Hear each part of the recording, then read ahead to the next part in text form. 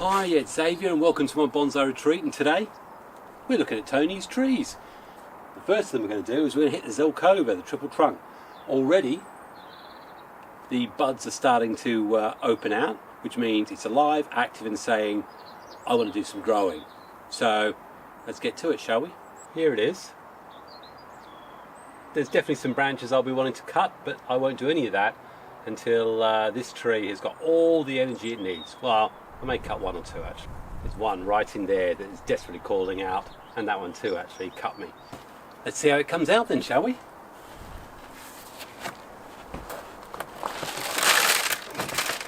Well, that's always encouraging when it comes out like that rather than piecemeal. I say this now, anyone who's got Tony's trees, they'll definitely have been in their soil for at least 2 years, and I know a lot of the garden centre stuff is still in its original dirt.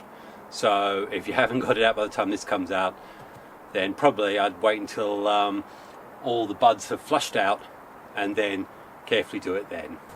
It's not looking too bad actually, but I still want to get it out, have a look and see the way the roots are actually combining, and also to establish just how tightly these three are together. Could I have left it in the pot a bit longer? Well, actually looking at this, quite possibly, but as I say, I want to get it, minimum I want to do is get this into a pond basket, and as I say, this is my first opportunity to have a look and see just how good a roots we've got there and whether or not they have actually bound together. Well, this root system is brilliant, I have to say it. So far I've been careful, the tree's holding together, but you can see here got a lot of nice radial roots. What I'm going to do is just trim these first before I dig in a little deeper. As I say, before I know how that plate's gone together, let's just give myself a bit more working room. Loads and loads of roots. I'm absolutely ecstatic. Tree, root and twig. Certainly looks like that's knitted together really, really well. Big root here. Get rid of that now. Okay, so that's all we've got now. I'll have a little more of a tease around, and then potentially we're going to get straight into some pumice zeolite mix, and definitely think a pond basket. We get loads of variation, encourage loads more growth. Beautiful tree this is, beautiful. The roots on this are just beautiful. So all I'm doing, usual roots, anything going up, anything crossing. It's quite a nice flat sort of root base in there. It's firmly knitted, there's no doubt about it. So I will just tidy it up. Got a nice big fat one here. Don't want that. Upward there, we don't want that. And just slowly sort through. But no, very, very happy with this.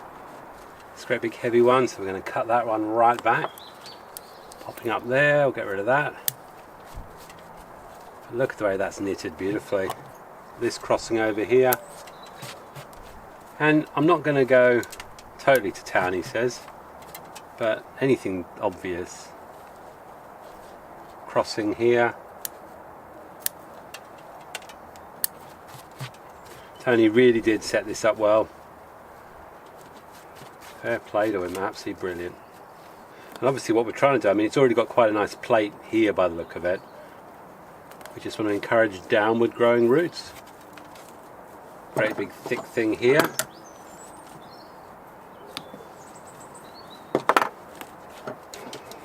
And I'll just keep going around like that. Okay, so it's going in this pond basket. I've got a slate circular tea drink holder. That's going to sit on the base. It's already pretty flat in there, but that's just going to stop any of those real central ones going down. Again, the soil this year, mixture of pumice, there's a little bit of pine bark, and some zeolite, which that plus a little bit of vermiculite for moisture retention. That's going to be pretty well the soil I'll always be using now. I'll secure the tree down, and then that'll be number one done. Brilliant. Well, that's the first of Tony's trees to be repotted. It's even better than I imagined it was going to be. And now I've got silver birch, hawthorn, got the field maple to get out as well. Let's see what we've got next, shall we? Right, well that's the Zelkova done, and much as I'd love to make it sound like this is coming straight next, it's now probably 2 or 3 weeks after that. It's howling a gale, so we might have some shaky camera, but there's a nice spot here where I haven't got rain for a couple of hours. So, Tony's hawthorn. I think this is where I left it last. I was looking at considering an angle. I did a load of wiring up. I said the branches were not necessarily representational where it was going to be. And looking at this, there's no bite yet. I'll have a look at that in probably another couple of weeks' time, but truly we've got to get it out of this horrible, horrible gunk that it's in. Probably won't take long. It might also give me the opportunity to change that potting angle. Let's get to it, shall we? For those of you wondering, is it necessary? This is just pure garden. This is, well, I think this is peat or anything like that. There's no bonsai material in there at all, so we've got to get that out and see what the roots have got to tell us. First thing we want to do, let's see what happens when we okay, well, it didn't spring back up in surprise or anything like that, so that's good. And that, if I just poke that in the ground, will make a fine cutting, so possibly do that. Need to release the one on this side.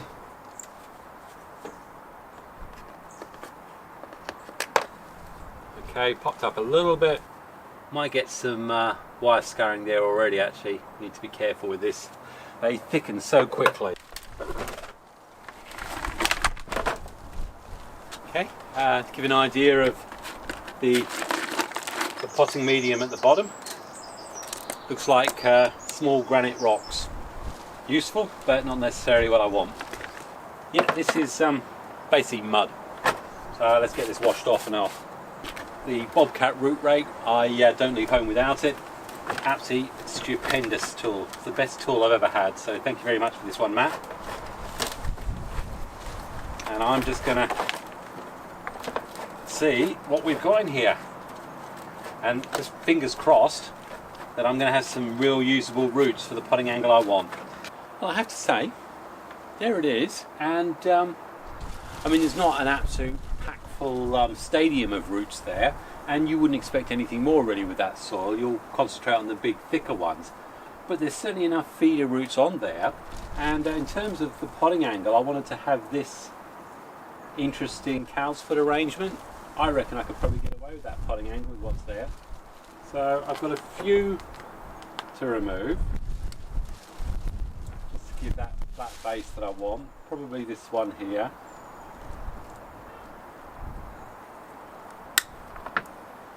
I'm going to try a root cutting with this one. Shorten off a couple here at the back maybe. Goes all the way around. We've got something at the front here, so we'll have that. Maybe try that as another root cutting. I'm going to put this, guess, yeah, pond basket. Wire to attach it. I've got some 1 centimetre or 10mm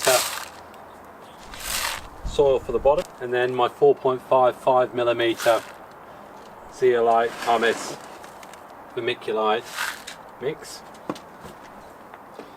And then we just need to offer this up so that I get that angle, which is what I'm looking for. Again, using a plastic tube over one of the roots, just to hold it how I want it. And then we'll tighten that into place and do the usual with the roots there. Obviously we don't want these to dry out. Then we might remove a few branches. But now what I'm going to do is completely cover the roots. I want there to be every opportunity for new roots to grow, but also for the ones that I've laid out to also establish themselves. I don't know about you, but I think already changing potting angle on this completely changes the emphasis. I like the way Tony's split there is going to show up on the trunk, and I think there's some great movement. Bed this in properly. So, root cuttings. Had no success. All of mine last year failed, but I've got 3 roots from Tony's Hawthorn. So get rid of that one. It's going to lay in a pot like that. Probably don't want that hook up there. That's all I'll do.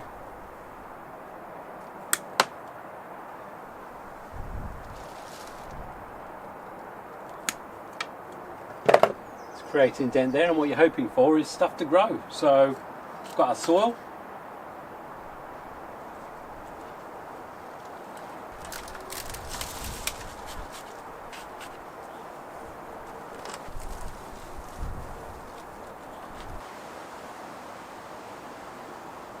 Seal the top. That, I believe, is root cutting number 1. So I'll do that to the other 2. Root cutting number 2.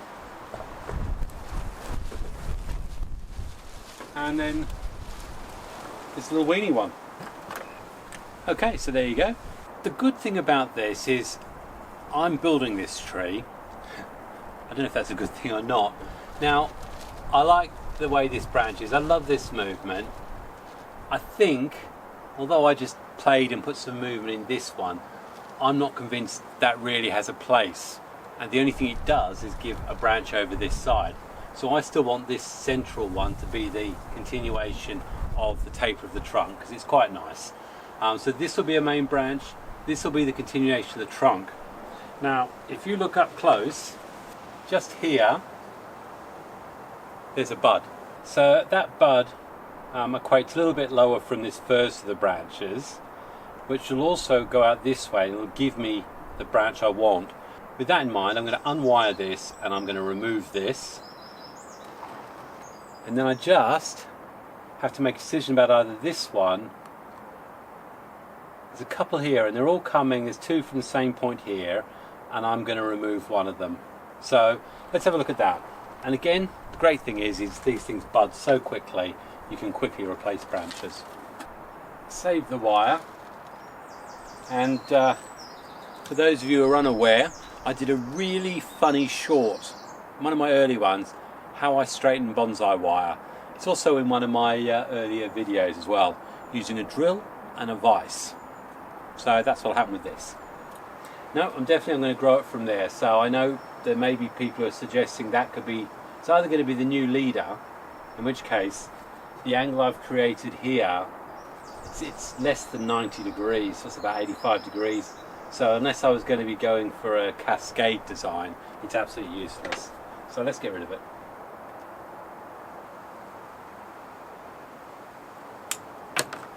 It's gone. And for anyone who's asking, could I create cuttings from that? Most definitely. Plop that in a pot, and I'm sure that will do fine. And there's some nice movement in it, so actually I may well give that a go on 2 of them. In fact, let's do that. So we've done the root cuttings. Let's just do these now and to see how it works out. So a little bit of movement.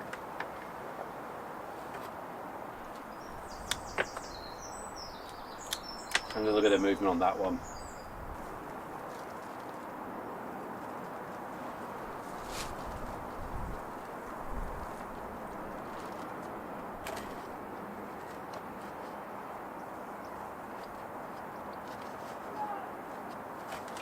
So there we go, there's the 3 cuttings I've taken off Tony's Hawthorn. No paste or powder or anything like that, just straight into reused bonsai soil. See what happens. Now also, we've got a potential branch coming from here as well, could be useful. So bearing in mind that I've got that one and potentially that one. Do we want this one? We've got 2 coming from the same, we've got 3 from the same junction, and I'm already aware there's wire digging in there. I'm going to remove the wire. I may well actually just rewire this, so I'll come back to you. Okay, well I'm glad I took the wire off, and sometimes you need to, again, it's a bit like saying just because there's wire on doesn't mean it stay there. Remember, this is really all about the trunk right now, and even I was sitting there thinking, can I keep the branches? Now with the wire off they've all gone up, but what you've got is a lovely bud there. So I cut that off, have that as a have that. This I don't want, so we'll get rid of this one.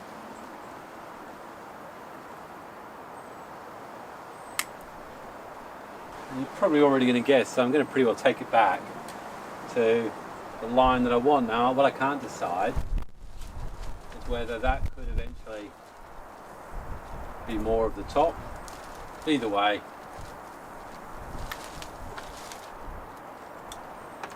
got a little bit of scarring up here. I don't like this, but I can bend it up. So that's probably what I'll do. I'll put a bit of wire on there, which means I'm going to want that. Hawthorn are notoriously difficult at trying to get the shoots in the directions you want. You know, it's the nature of the beast that it is. So we're going to clean up some of these a little bit. Fill them. So that means I'm going to have this one. Right, so looking there, we're going to have this one with a branch from there, potentially a branch there, and a branch growing from there. This is going to be the main area. I have a feeling I may even get that one to grow, that one as the leader, rather than wire. Okay, probably means as this one has got nothing anywhere close, let's get rid of it as well. Again, yes, that can be another cutting. And again, if we look at this one, this does have one purpose, and it's all to do with this wound healing here. I'm going to keep that one growing. That's where it is for now. So I guarantee you're surprised if you look back to where it was just a minute ago. It's remarkable what a change in potting angle can do, isn't it? Not all of you are like this, but again, I'm building this from scratch. The trunk I love. He's done a great job on bending that trunk. Now we've got to build some branches, I think, and branches that are to scale. Now the third one we're going to look at is actually this larch. Now funny enough, this was actually part of a collaboration I did with Tony last year, where we sent each other trees. That was great fun, and yeah, definitely you need to watch those. But he gave this one back to me, and I was going to repot it because I was very, very fearful about the soil. But having seen how he did some of his later trees, I think that fear is diminished. So I'm actually going to leave it in this soil and this pot. Lovely roots there, and just basically see what's living. That's a lot of wind.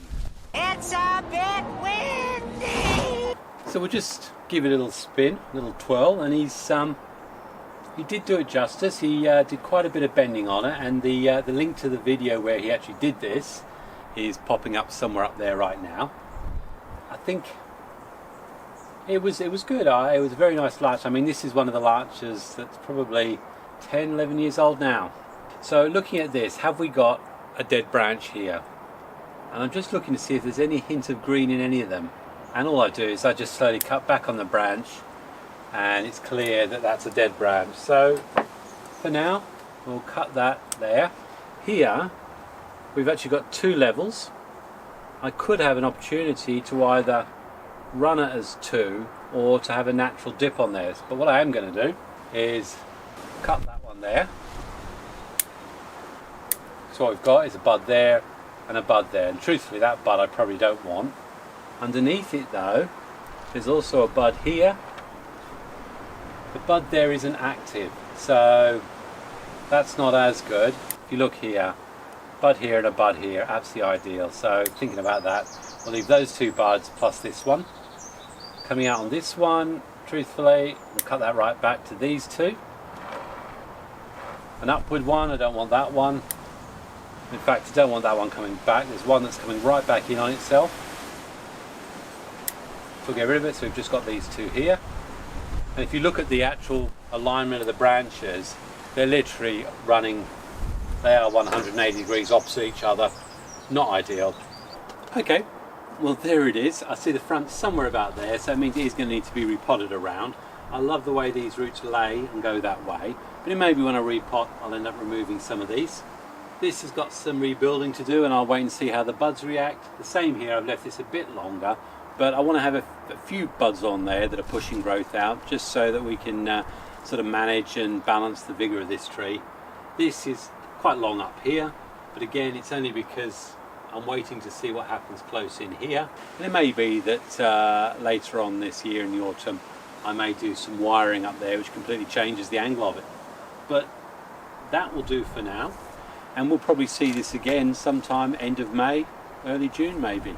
So that's 3 of Tony's trees done. Now at this stage I still haven't had anything in from anyone, so I'm going to work on the assumption that people are now cracking on with the trees that Tony's got on their own. This will be the first. I've got a couple more trees, and in fact I'll show you what you can expect to come in part 2. You're going to see this silver birch forest completely deconstructed. I know for a fact the soil in here is pretty claggy. You saw me cut it back really, really heavily last year, so we're going to see that. Well, we've also got what's in here, and for those of you who haven't watched any of my Tony special videos, well, you'll have no idea what this field maple looks like, but it is probably one of the best trees that Tony gifted to me. So if you want to see what that looks like and it's worthwhile, then you must make sure, in fact, if you hit bell notifications, the old ding ding, then you'll get a warning when this one comes out. Part 2 of the Tony Legacy Tree Special. You need to, otherwise you won't know what's in the pot. And I know some people have asked actually what happened to the spruce in a tin, and this did feature last year as well. Wired it up, and the majority of the work that's going to happen with this is going to be a lot later in the year. For my experience, I tend to deal with certainly repotting spruce will be in the late summer, early autumn, so that's probably when this will be done. So if that's the sort of thing you're going to like seeing, and you've certainly enjoyed seeing today's episode, then please hit me with a big like. And anyone else you think might like this, then please share it to them. From Xavier, with still a few more of Tony's trees to deal with, I'll say thanks for watching, all the best. God rest his soul, happy bonsai and God bless. Cheers.